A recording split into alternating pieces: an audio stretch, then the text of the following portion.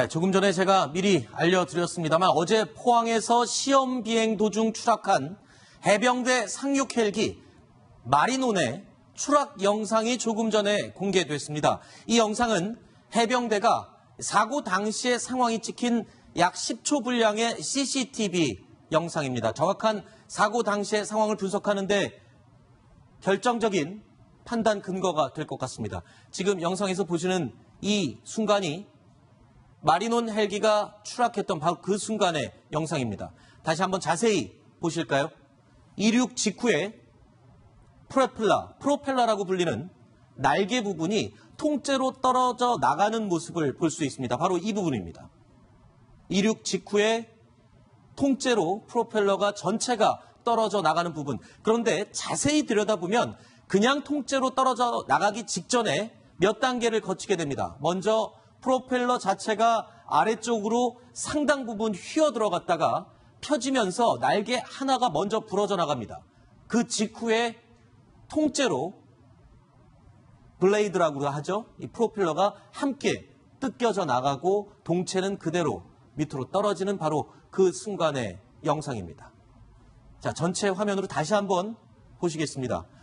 이륙 직후 무언가 날개 이상이 느껴지는 동작과 함께 통째로 프로펠러가 떨어져 나가는 바로 그 순간입니다. 자, 이렇게 되면 동체, 기체 결함일 가능성이 굉장히 높아지는 순간인데 이 영상을 사진을 함께 보실까요?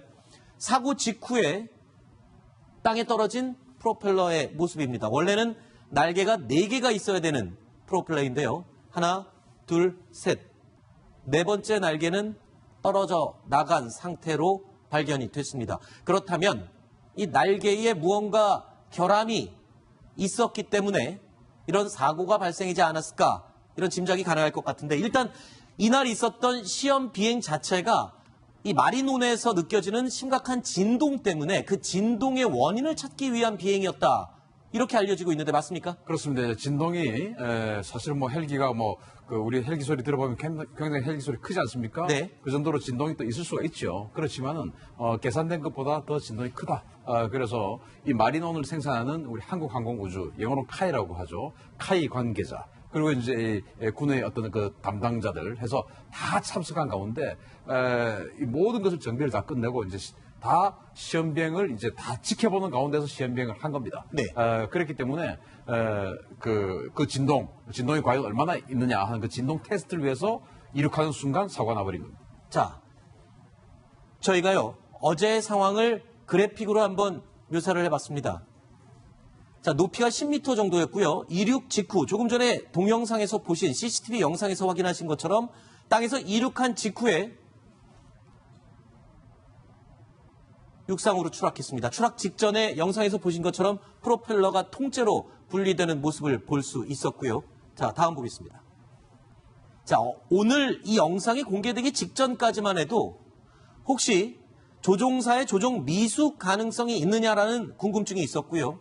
그리고 두 번째로 기체 결함 가능성이 두 가지가 제기가 됐습니다. 그러나 이 첫 번째 조종 미숙 가능성은 당초부터 굉장히 가능성이 낮은 것으로 얘기가 돼 왔었죠. 이 조종사가 굉장한 베테랑이었다고. 맞습니다. 왜냐하면 지금 이제 해병대에 마리논이 4대가 지금 납품이 됐는데 네.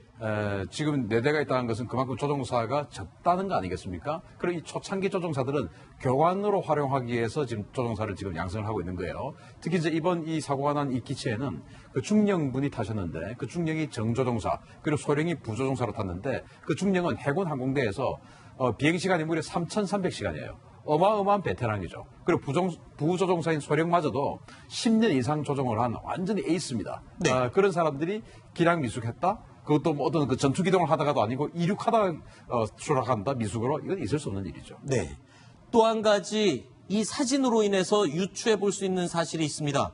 원래 마리논 헬기는 육군에서 사용하는 수리온 헬기를 개량한 헬기입니다.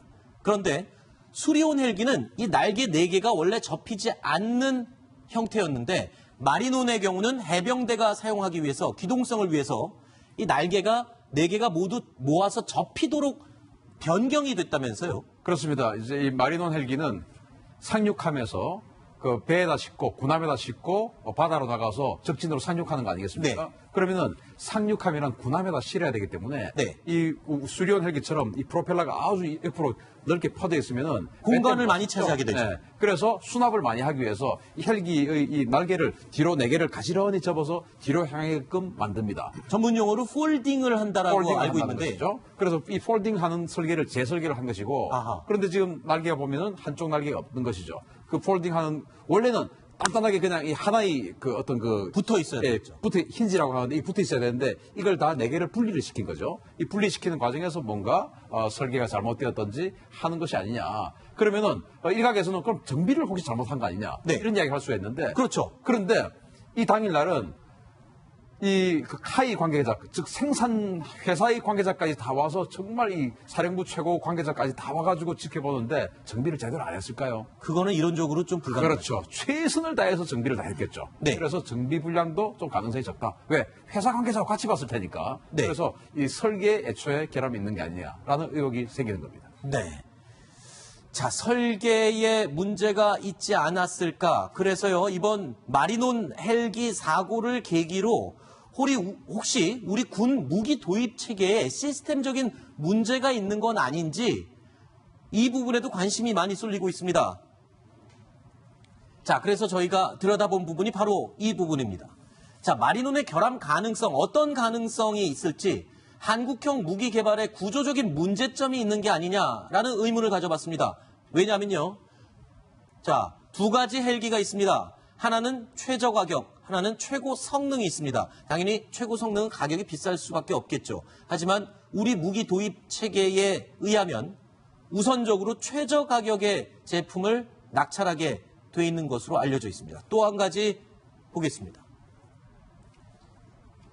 최단기간 납품을 할 수 있는 무기와 검증 후에 오랜 시간 후에 납품을 할 수 있는 무기, 여기서도 우선적으로 일단 최단기간에 납품할 수 있는 쪽에 낙찰될 가능성이 높은 시스템으로 돼 있다. 이런 지적이 나오고 있습니다. 이 2가지 문제점, 기체 결함을 낳을 수 있는 그런 구조적인 문제라고 볼 수 있을까요? 저게 이제 원천적인 문제일 가능성이 높습니다. 네. 왜냐하면은 우리가 이제 수련 헬기도 무기 국산화의 일환 아니겠습니까? 네. 그러면은 아마도 우리 시청자 여러분들께서 이런 이야기 많이 들어보셨을 거예요. 자, 이번 이 헬기 또는 이번 무기를 이 미사일을 국산화함으로써 그동안에는 미국제 무슨 미사일을 도입했었는데 이 국산화됐으니까 우리는 외화 절감 효과가 어느 정도 생겼다.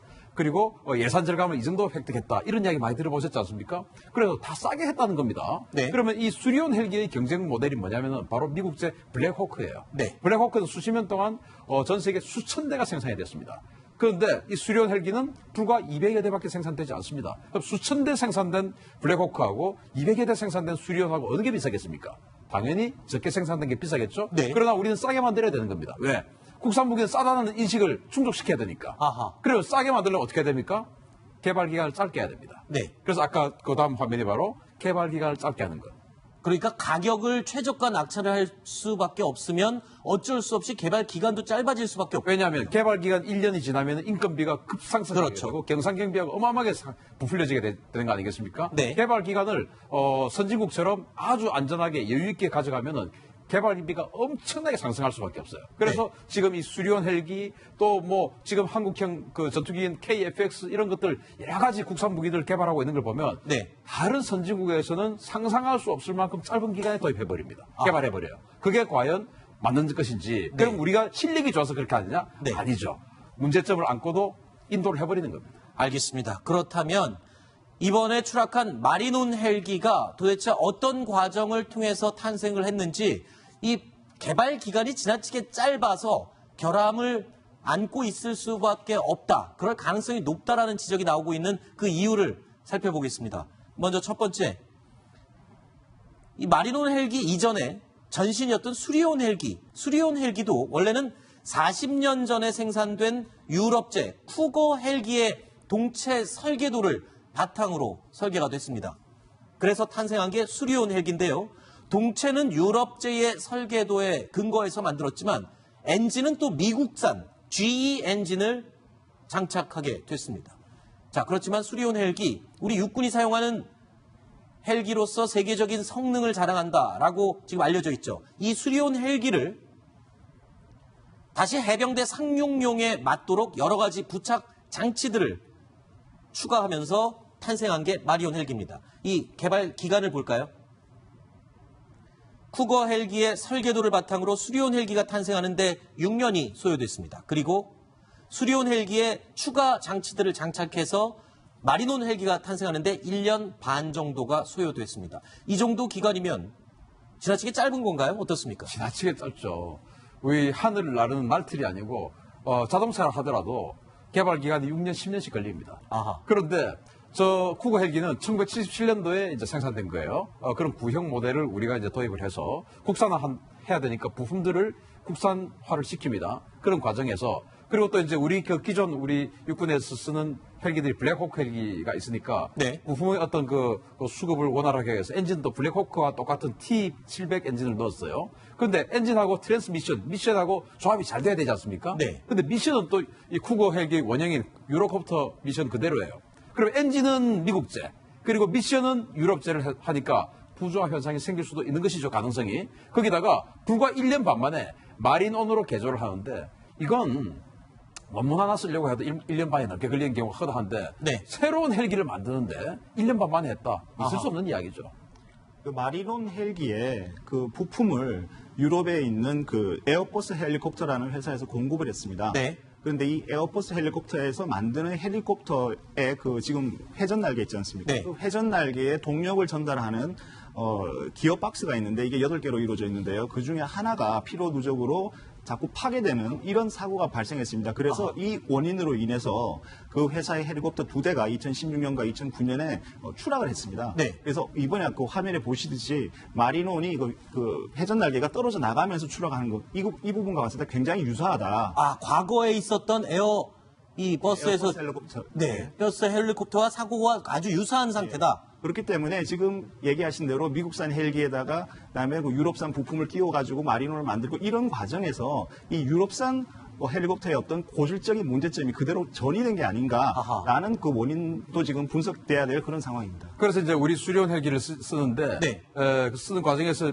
방금 그 원형인 쿠거 지금 퓨마로 이름을 바꿨어요. 네. 그 퓨마 헬기가 그런 상태가 발생을 한 겁니다. 그럼 우리도 큰일 났다 해가지고 그 부품을 다 다른 걸로 바꿨어요. 한 대당 7억 4천씩 이렇게 네. 들여서 다 바꿨는데 또 마리논을 아주 졸속적으로 개량을 하다 보니까 네. 아마 그런 원천적인 해결이 안 된 것 같습니다.